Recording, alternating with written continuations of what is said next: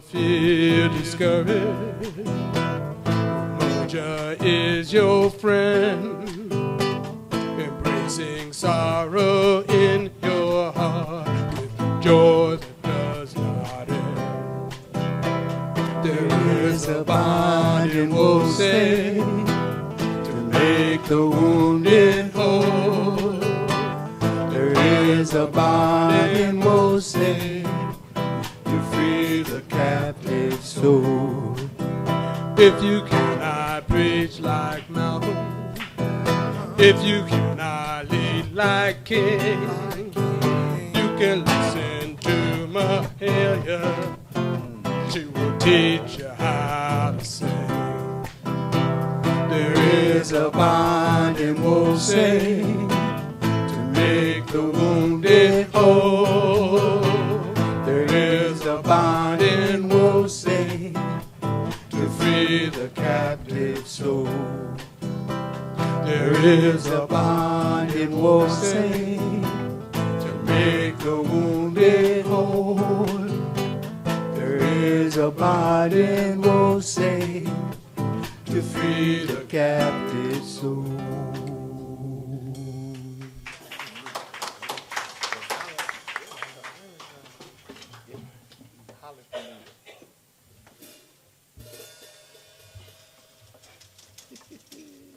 Just in case you call for it. No, go ahead. No, I'm just. All right. So this morning we have the honor of hearing from a guest to the pulpit, but not necessarily a guest to this community. As you know, we've been endeavoring to make sure that there's a variety of voices that are heard, speak the word in this space. And so today, he's playing double duty. He's got a guitar, he's singing, and he's going to deliver a message. So please welcome Brother Hassaun.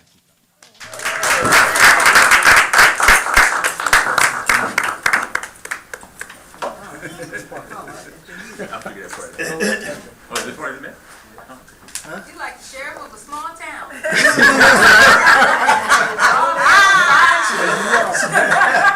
think the last time I gave a message, he said I'm like Sammy Davis Jr. I don't know what you're better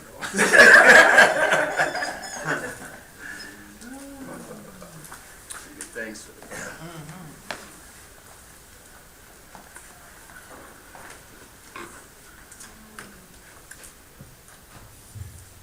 Before I start, I'd just like to give thanks to God, ancestors, and to all those who have sacrificed and worked and struggled so hard so that we could be here today.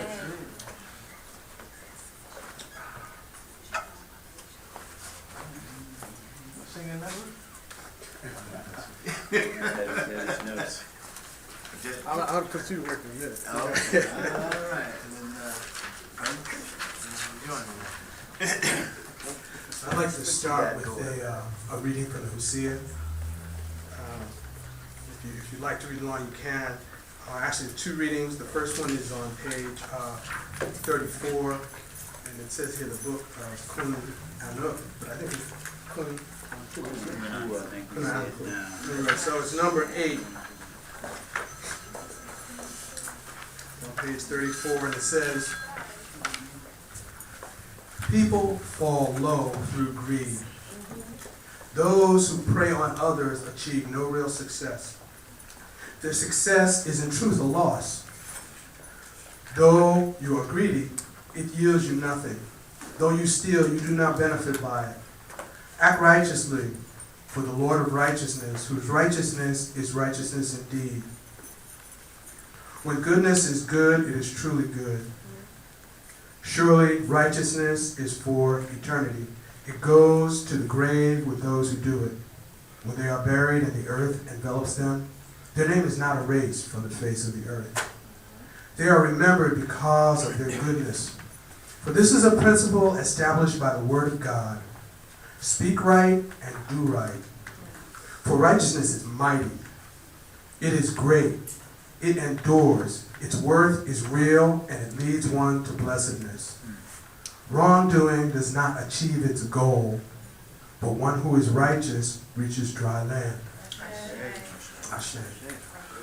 Now, reading this, And coming upon that imagery of dry land, I found myself turning back to the first reading in that same section. That's on page 31. Because I'm thinking in terms of, okay, there's dry land, so where's the water that we're talking about? And in the first paragraph of number 1 here, it says, when you embark on the lake of Ma'at, truth, justice, and righteousness, may you sail on it with a good wind. May no storm tear away your sail, nor your boat lag behind. May no misfortune fall on your mast, and may your mainstays not snap. May you not run aground, nor the current carry you away. May you not taste the evils of the river, nor see a face of fear. And may the fish come quickly to you, and plump birds gather around you. And this is really important. It says, for you are the father of the orphan, the husband of the widow, the brother of the divorced woman, and a protective garment for the motherless. Ashe. So, in thinking about this lake of Ma'at, and water has a big significance for me because most of my life as a youth, they tried to teach me how to swim, but they also taught me to be afraid of water first. So I would get in the water and lock up, and I would sink. And I was in the Navy, in flight training at Pensacola. You have to learn how to swim. I remember the first time in there, I failed the test, and they put me with this Marine, because I remember he had red Marine swimming trunks on him. And he put me in the water. He said, okay, hold your breath, put your knees up to your chest, and float. I did that, and I sunk to the bottom. And I could hear that Marine yelling through the water, float, float, float. But one thing I learned about water is that, whether you're on a boat or you're swimming, you need to be in balance. True. In order to be at the top of the water to get where you're going. Okay? So for our boat to float or to be in balance, if you're swimming, doing a lot of swimming, what I learned is they teach you survival strokes. So you just take your time, you're not in a race to get anywhere. You can stay in the water a long time if you just breathe in and out like you're meditating and move with the water. And don't fight the water. So in order for us to reach the dry land, okay, and in this, the one we just read, where they talk about helping the widow and the orphan, helping others. In order to do that, we can only do that because of the good wind. We can only do that because of the things that come to us. There's a saying in Tao Te Ching, it's a Chinese scripture that says that, some things are foolishness, and one of them is being generous if you haven't basically been wise enough to save, okay? Because you have to have this. This has to come through you. It's not like I get this because I'm great. I have to have this goodness come to me.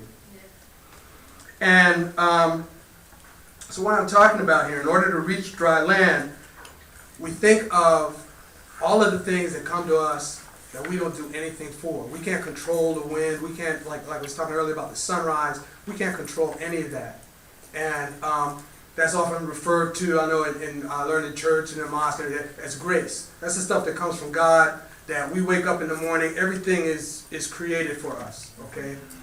And then, if we think in terms of ma'at, if we think in terms of balance, it's not like we can give something back to God. But if you think of it in terms of breathing, okay, and we are grateful for what we get, to the degree that we are grateful, okay, that is where the balance comes in. And I'm going to talk about that a little more. My topic, which I should have said, is sailing the lake of Ma'at with gratitude. Okay? All right. But the idea is this grace, this tremendous grace that we have for everything that we have. You just think about getting up in the morning and all the things that are here for us. Okay? This tremendous grace, we can only appreciate if we're grateful. And that's where we get to this difference between greed and gratitude. If I'm greedy, no matter what I get, I'm always going to want more. I'm going to need to hurt people. I'm not going to be satisfied. Nothing's going to work. That's why, all this stuff with the big banks and everything. These people make so much money, okay? But they don't have gratitude in their heart, so it's imbalanced. Okay, it's like a boat that's gonna, go under because it's out of balance. It's like trying to swim and you just breathe in all the time. You don't breathe out. After a while, and don't believe me, I've tried it. That doesn't work. Okay? Years later, 30 years later, I met the people. We had a reunion with the guys who were in my group, and I told them, I said, "You in good shape? What do you do?" "I swim." "You swim?" They used to call me Torpedo because I stopped moving. And I said, "Yeah, that's all you do?" I said, "Yeah, because it's so hard for me. It keeps me in shape, So you have to breathe in and out. The grace comes. You have the gratitude. So like if I see the sunrise or anything comes to me and I'm happy, I feel that is the attitude that I share with someone else. Because somebody can say they're doing something for you, but they're doing it because it's a rule, because they're afraid, and the energy's not right. So that transfer of energy, and that's in my reading of this, when we talk about the balance, the righteousness, having the energy really flow. That's what I understand as my eye in this. So what I like to do is I like to use stories to help explain things. So first off, I'd like to give a story of the negative situation, how it doesn't work. And this it comes from my back. It's the best story that I know of it, and it comes from the Islamic tradition, my background there. There's a story of a man who was so rich, I forget his name, he was so rich that he had to hire hundreds of strong men just to carry the keys to unlock the doors where he kept his wealth. Okay. All right. This person was very, very, very rich, okay? And people used to admire him because he would strut around and he would, he didn't do anything wrong, because I used to read, what did he do? But he would just strut around like, I'm all that, and all the time. And a lot of people would say, "Oh man, I wish I was so-and-so. I'd love to be so-and-so." And there was, one little wise man there says, "Well, I don't know." Is he being thankful? Is he conscious of the source of his riches? So, the story goes on, and one day he's just strutting down the street with all of his retainers and everything, and most of the people admire him, and the earth just opens up and swallows him up, and he's gone. Okay. So the people who admire him say, maybe I don't want to be like so-and-so, But it's a matter of realizing, like we were singing, "May the circle be unbroken." This circle of understanding. When I get something good, when something good comes to me, that it comes from God. This is grace, and I'm grateful. And this is where the reciprocity comes in, where I can share that gratitude, make someone else grateful, share that feeling. I can't share. I can't make the sunrise for them, but if I get a little bit, I can share that energy in whatever way I have. So, for positive side of this, I'm going to ask my brother, Baba Sidney, to help me with this, because there's a way of Back in the air.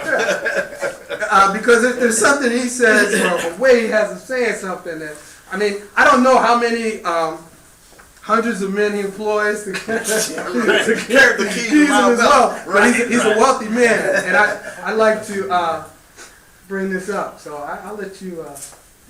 Oh, you're not going to join us, huh?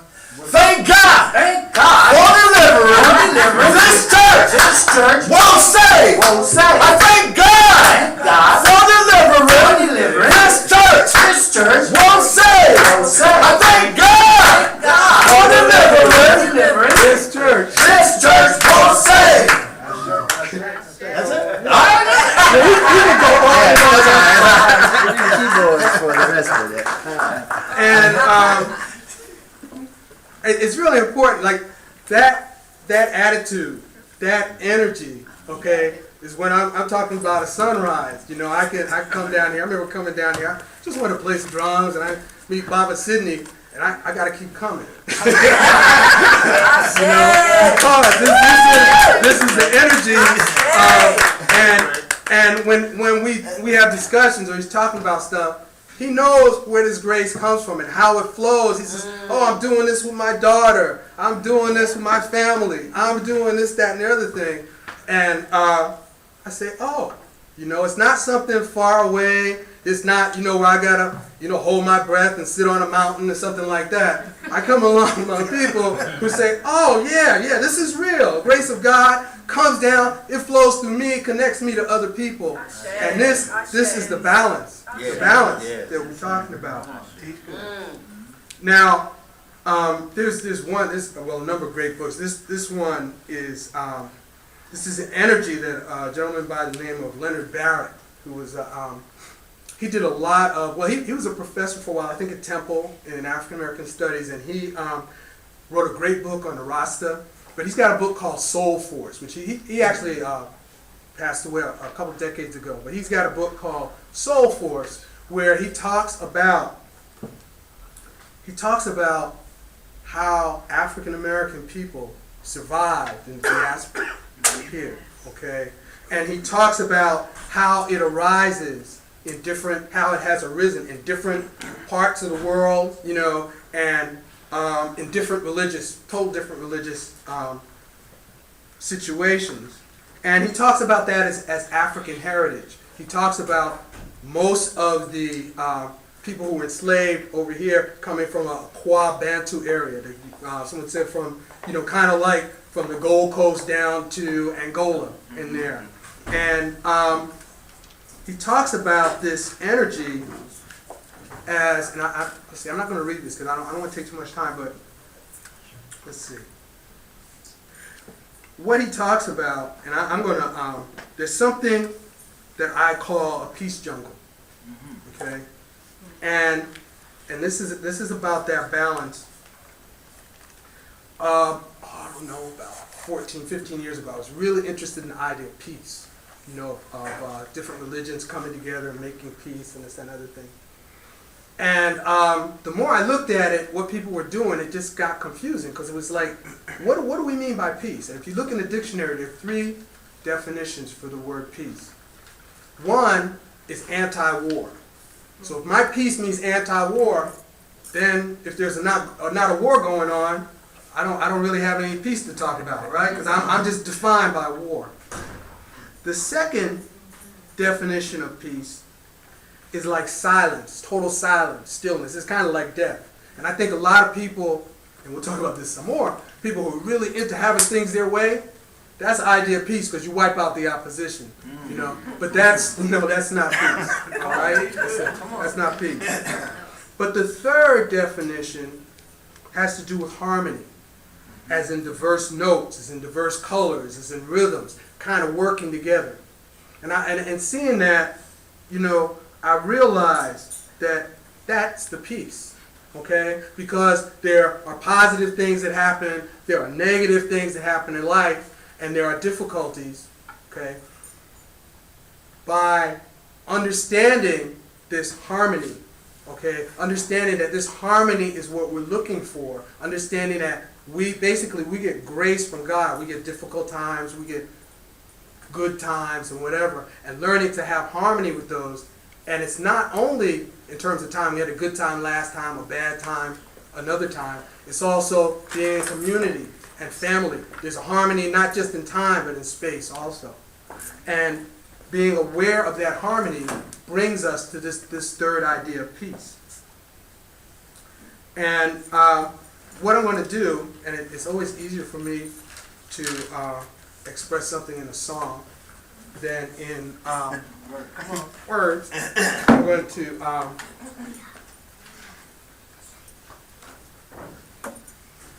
this is a song. It's a little bit of a children's song, but it also describes something. I talk in terms of like I said, a peace jungle, because you realize that life comes from areas that are kind of like jungles. They're dark. There's lots of. If you think of a jungle, there's what it is. It's not so much. Yeah, there are parts of it that are dangerous, but there is a lot of life, tons and tons of life, and the harmony that we're talking about in terms of ma'at has to do with being around lots of life, okay, and being able to bring that harmony.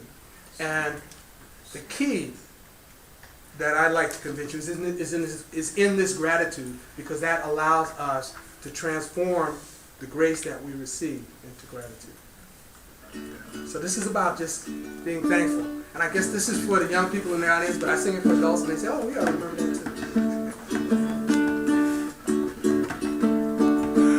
Gratitude says thank you, and I start to unwind.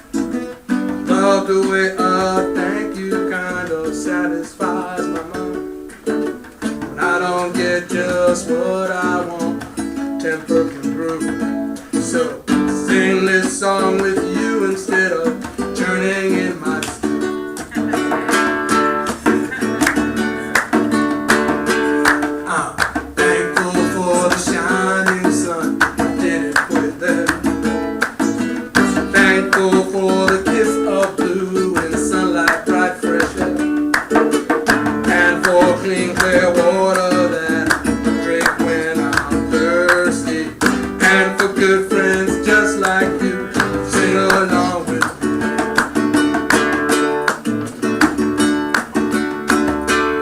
In my peace jungle, things don't always go my way, because in my peace jungle I don't always get to be the boss. So just adjust my attitude, overflow with gratitude, lighten any cloudy mood that tries to capture me. Gratitude works magically, set my feelings free.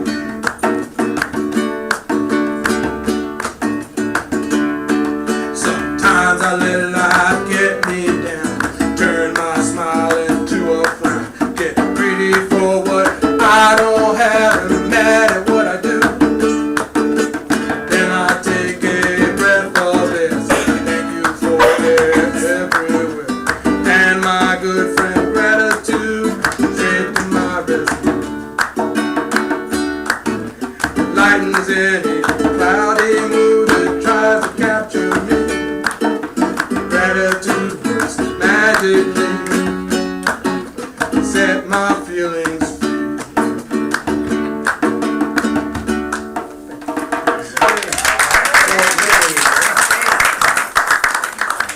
free. I mean, the idea there is how being grateful can help us to get over things. But my paper moved too fast. What in some ways, that's only half the story, okay? Because we talk about having this grace come to us and sharing that in terms of gratitude. But when we think in terms of our ancestors, and we understand that, as the song goes, God's going to trouble the waters. Mm-hmm. So we're on this lake of Mott, and we're have great we're feeling a great mood and everything, but God troubles the waters. And there's a great piece in here, and this is Howard Thurman's book, Deep River, Negro Spiritual, speaks of life and death. And there's some really great stuff in here, but he talks about wade in the water. And for those of you who are not familiar, he first goes through the biblical story that comes from, and he talks about a man, he says, always patient. Friends placed him at the same spot beside the pool. For years longer than a fading memory could hold in focus, he had waited. This man with the incurable disease. His hope rose and fell like the ebb and flow of the ocean tide. He believed the legend, for he had seen it work its perfect work in the lives of many who had once been ill, but who were now well. If somehow he could manage to be let down into the waters while they were being troubled, then he would be healed. No one knew precisely when the waters would be troubled. One could only wait and trust that at the miracle moment, there would be someone to ease his tortured body beneath the healing waters. This is in essence the story of the man beside the pool in the 5th chapter of the Gospel according to St. John. What would these early singers do? He's speaking of the people who compose the spirituals with this song. They sang, wade in the water, children, God's going to trouble the water. What is the meaning of this? What are they trying to say? These simple, insight-laden words. In the final place, they're suggesting that in all the troubles of life, in all the experiences of life, there is an inner and binding logic that causes the particular experience in and of itself to be consistent, therefore rational. So they took the imagery from the New Testament, and what they did, was essentially say that God troubling the waters is part of life, okay? And people often, and there's a lot to, and he talks about how people come together to deal with these troubles and these challenges, and this is how we grow. Okay? So it may seem tough or difficult, but dealing with these troubles and challenges is how we grow. Now Howard Thurman talks of and several have spoken of the great spiritual depth of the Negro spirituals.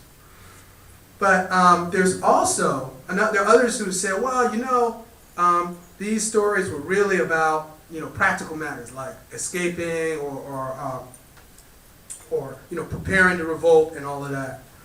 I suggest to you that it's really about both, okay? And part of the piece that we're missing, that people are missing when they do this analysis, is a big thing that we talk about here at WOSE, is that these people came from someplace. We often say, they were so distracted and this, that, and the other thing that, the spirit came from the religion and whatever. But in fact, these people actually came from a place where they had an ancient and very powerful religious tradition, or traditions that were very similar in this Kwa Bantu tradition. And that's a lot of what Leonard Barrett talks about in Soul Force. So when we think about that, and one of the things he says, I'm going to, page 32, in talking about these, because people would argue, they said, are African Americans, their slates wiped clean and all this other stuff. He says no, but he says, when they're talking about over the years, as people argued about this, he says, and this I guess is from someone, Gord Vidal, I think wrote this, surely, and he's talking about the Proverbs, looking at the Yoruba tradition, he says, these Proverbs are indications of no ordinary perception of moral truths, and are sufficient to warrant the inference that in closeness of observation, in depth of thought, and shrewd intelligence, the Yoruba is no ordinary man. He's speaking specifically about the Yoruba, but you talk about these traditions that actually fed the ideas that came out in the spirituals. Okay, so for instance, if we look at, tempted to sing another song, but if we look at Wade in the Water, I just sing a part of it, where we sing, it begins like, and there's all of this imagery of rivers.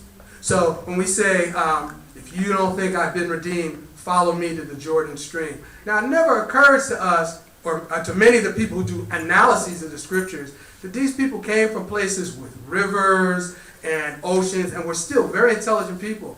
So, and many of them knew that they came over on a stream called the Gulf Stream. Okay? So when we're talking about these profound spirituals that talk about deep river, okay? So, they may have to, in singing this, they may say the Jordan, but there's a Gulf Stream.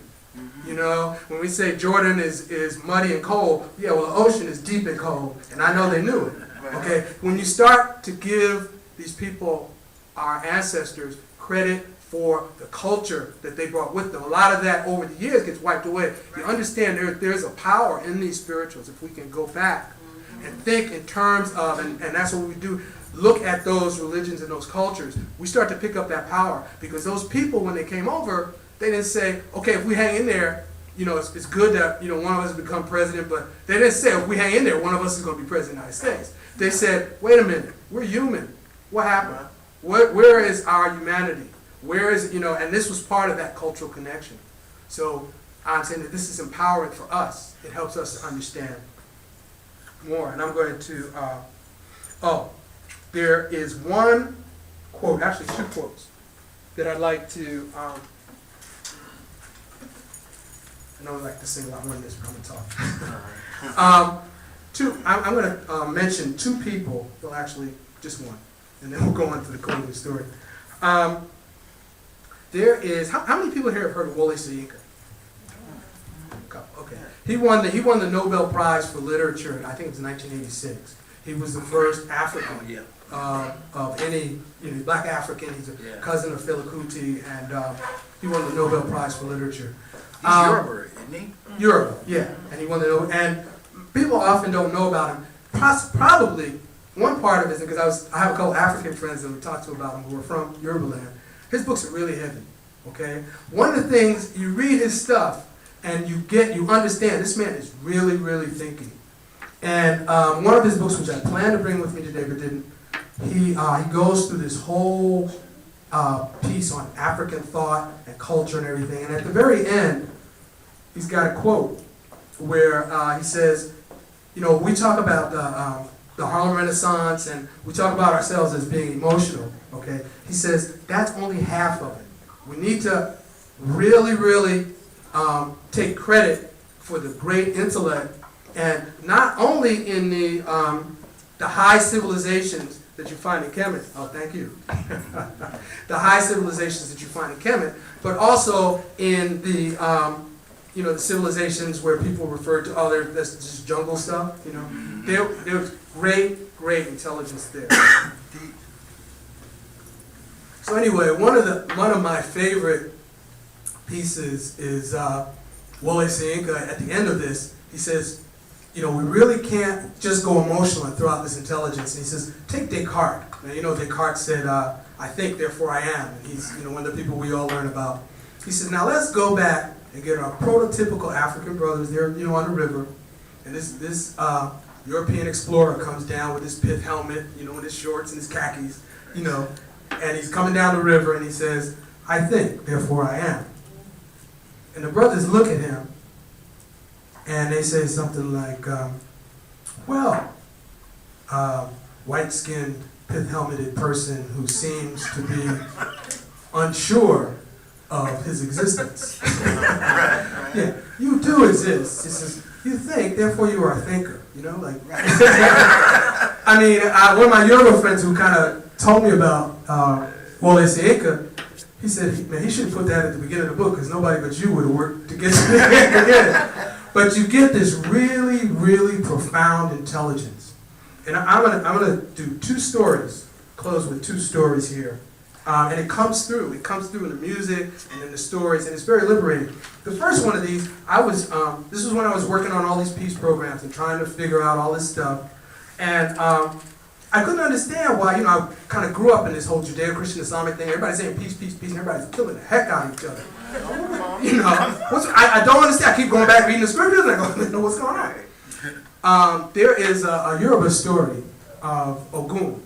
And Ogun is, he's like the Orisha or the spirit, well, I guess the Nefer of iron, all right? Who, brought iron and whole industry and whatever to the world. He's a warrior, right?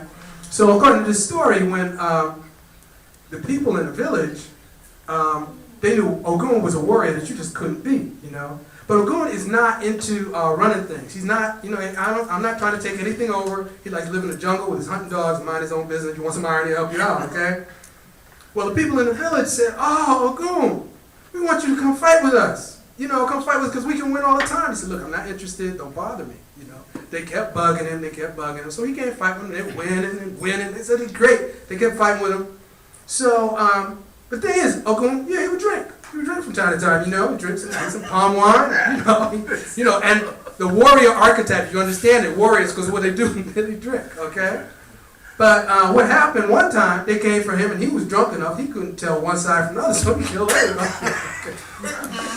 There was more, and we laughed, there was more insight. And I actually wrote that, included that as part of an essay on disarmament. This is why we can't disarm, you know, because it was insight into the human condition, okay, where we get a little bit of power and we think, oh, this is my power, I'm great. We get drunk with power, and that's what happens. And that's part of that imbalance, not realizing where the real power comes from. Now I'm going to close this, because I know I'm getting over time, with a great story. This is from a book called If I Will Mend Our Broken World, from Baba Wande Abimbola. And I had the opportunity to meet him and actually get this book from him. And he was, actually he's still alive, he was appointed among the Babalawo in Nigeria to speak for all of them. You know, he's been around the world, done a lot of things. And it's largely because he has such a mild temperament. There's people who are very powerful. You're not supposed to lose your temper and say bad things to people because bad things. And he's very, very mild temperament. But he tells this story that I'm going to summarize. So basically what happens, and this is from it's from the Odu Ifa, from Obedi. But anyway, In West Africa at that time, there was a time when, people didn't go to banks if they wanted to build a house. They would go and get their neighbors, and they would all get together and build a house. So there was a gentleman by the name of Can, which they call Mr. Byforce in this story. And Mr. Byforce wanted to build a house. So he went to his different neighbors. First he went to the grasshopper. And he said, Grasshopper, Mrs. Grasshopper, will you help me build my house? And she said, oh yeah. She said, everybody knows you, you're a good person, and we all want to help you out, and yeah, we will do this. She said, but please do not get that hen. Because when she sees us, she eats every last one of us. It's a mess. She said, oh, look, what can she, I'm not going to get that person. So he gets Miss Grasshopper, and she goes and has a seat. And then the first person he goes and finds Mrs. Hen. He said, you want to help me build my house?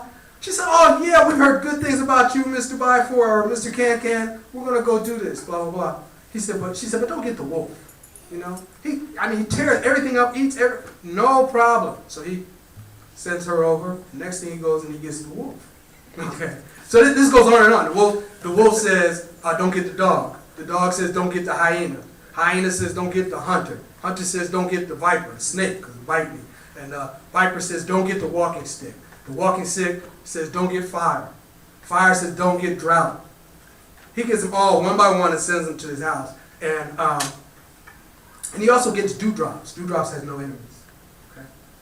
And he says, he brings them all. And when they see each other, they say, oh, this is my last day. One is saying, oh, I'm going to eat you. And then they look and see the other one comes, oh, it's my last day. This is too much. Well, anyway, he has them working. And normally, you're supposed to make a meal at lunchtime for everyone. That's this custom. He just goes off and, leaves at lunchtime, goes and does something else. So if somebody gets hungry and grasshopper says, oh, I'm hungry. And the hen says, so am I, jumps on the grasshopper. Wolf jumps on and it's a mess, tearing each other apart, making a big mess, and everybody's laid out. And finally, dewdrops comes. And everybody's hurt, and dewdrops comes down with no enemies and cools everyone off. Cools them off. Heals everyone. And what they find is, not everyone, because some of them are dead, okay? But the ones who are still alive, grasshopper is missing a leg, hen, grasshopper is missing a wing, hen's got a broken leg. They actually have to help each other up, okay? And what they learn out of this is that they said, we need a new covenant, Everybody in this community needs to sacrifice a little bit. Okay, so, hen, when your family comes along and you see some grasshoppers, just eat as many as you need. Do not eat all of the grasshoppers. And this, in terms of, and I'm going to close here, this idea of a new covenant, and you realize that all of life is a matter of sacrifice. There are difficulties going back and forth. There are difficulties, sacrifices all the time. But when we remember the grace that put us all here, that we're all part of in this circle, we realize that in that sacrifice is a blessing for the community. So we sacrifice a little bit, okay, rather than being greedy, okay, and there's freedom and there's life. Actually, the name of this book is that Ifa Will Mend a Broken World, but I'm just going to read this closing quote. It says, Obedi, that's the name of the Odu that came from. Obedi, the rugged one. Obedi, the strong one. Do not allow its rough edges to be visible. Don't allow them to appear outside. Ifa divination was performed for Can when he was going to beg grasshopper for collective work. He asked hen, he asked wolf, he asked dog, he asked hyena, he asked hunter. He asked walking stick, he asked fire, he asked rain, he asked drought, he asked heavy dewdrops, last of them all. Doing things by force has ruined the world of today. Dewdrops, come and make repairs. Dewdrops, come and make amendment.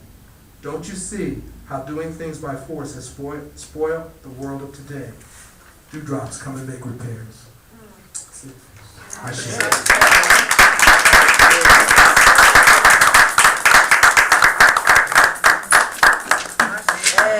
should please stand. I want to thank Brother Hassaun for the word this morning. Is there anyone who would like to join us in this work? This is our opportunity to join Wolsey. As we're coming together, we'll hold our announcements. We have a community meeting after service today, I believe. And Yes, directly after. So as soon as you get your food, we're going to start talking. And I'll ask for help from the brothers to help organize the tables just directly after service. All right. Any birthdays this week? Yeah. I think Today is your birthday. All right. All right. We're going to sing Brother K. Okay. That's right. He's having his 60th. Yes, that's right, in Jamaica. In Jamaica. Right on. That's the place to be. Jamaica. All right. Lift every voice and sing till earth and heaven ring. Ring with the harmony of liberty. Let our rejoicing rise high as the listening skies. Let it resound loud as a roaring sea. Sing a song full of the faith that the dark past has taught us. Sing a song full of the hope that the present has brought us.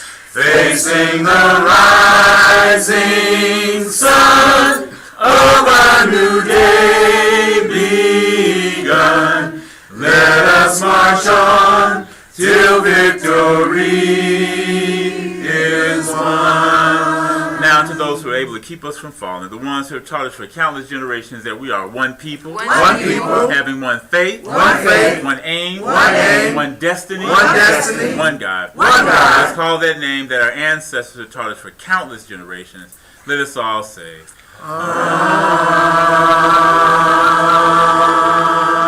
Amen. You are the most beautiful people on the face of this earth. We are.